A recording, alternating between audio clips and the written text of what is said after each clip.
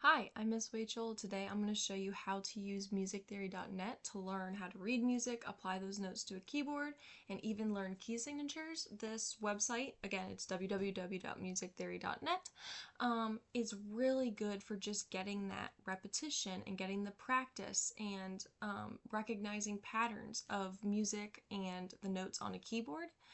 They have a whole page over here with lessons.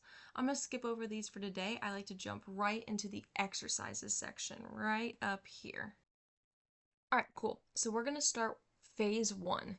We're going to go ahead into note identification. This is where you're going to have to be able to look at the staff and say, hey, that note is B, or that note is E flat. The first part of this is to go into settings up here and edit just a few things. You want to make sure, I'm assuming you're going to want treble clef. Only one of those clefs selected. Go ahead into treble range, and we're going to fix this up a little bit and have the bottom and top line selected. And we're going to start only with lines. Explain that in a second. You should just have this one natural key selected, your C key signature.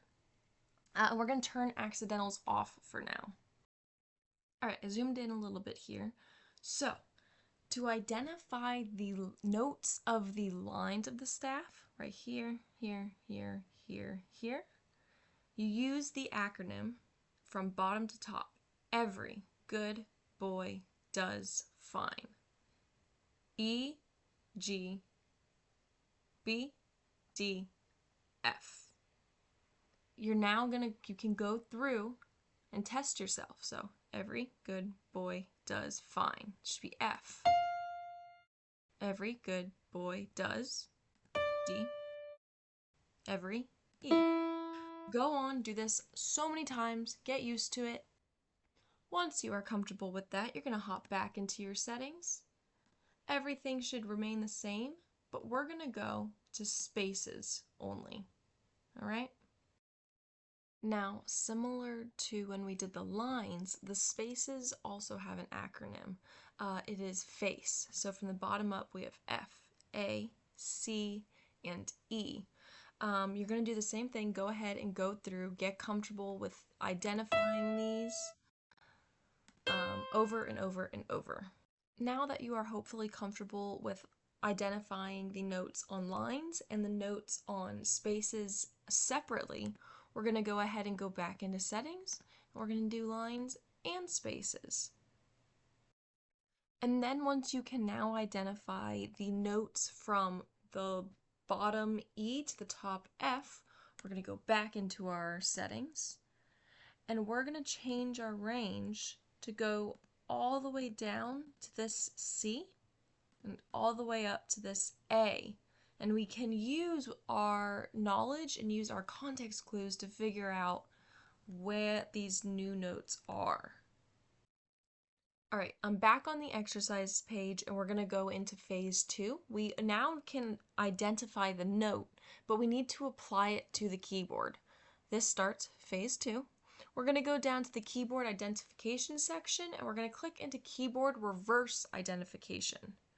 So you'll see we're going to have to do exactly what we were doing before and identify the note. But we're going to have to figure out where it is on the keyboard. All right, so similar to before, we can go into our settings, make sure you're in treble clef. We can change our range to what we left off earlier, right about here. We can do lines and spaces if you want. Go back to lines only, go back to spaces only, whatever you feel comfortable with.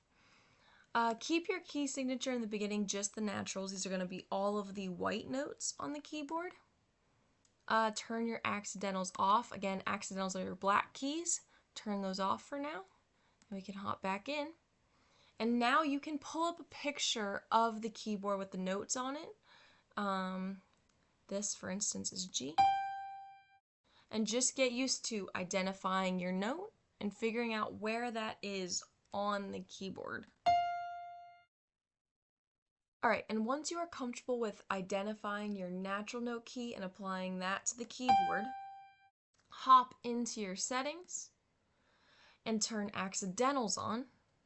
We'll hop back in, and this will be your black keys. And you can go ahead and mess around with those.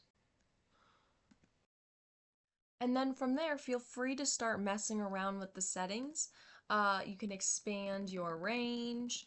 You can mess around with the key signatures. Just keep getting comfortable with the concept of identifying the note and finding out where it is on the keyboard. And with that, you have completed phase 2, and you can now identify the note and identify the location of that note on a keyboard. I'm going to go ahead and end the video here, and we will continue back up with key signatures in a separate video. Great job on those 2 phases. I hope this video was helpful, and I will see you in the next one.